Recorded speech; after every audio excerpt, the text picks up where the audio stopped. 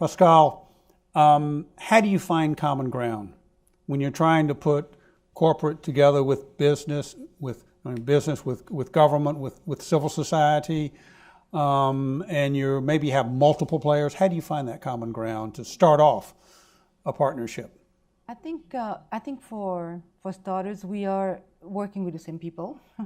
We are working with communities, and the private sector also wants to get a share of that market as well.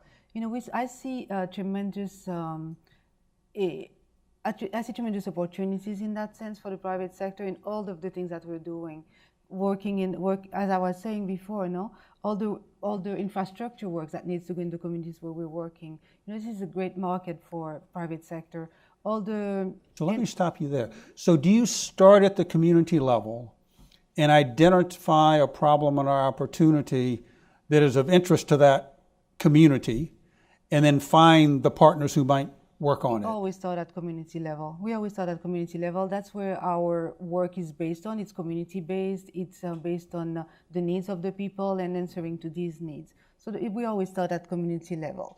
And often when we get to see the magnitude of the problem, when we realize how big the problem is, we can start doing some. We can do some pilot project. We can do a lot of research that comes with that as well. But then in order to take it to scale, it's way too much work for a PVO by itself to do, or for the government, for the weak governments in which often we work in these countries to be able to tackle. So we do need these type of partnerships to take things to scale and to the magnitude and to answer these big problems that they have. It's too much for just one sector to be able to attend. So it usually comes from the ground.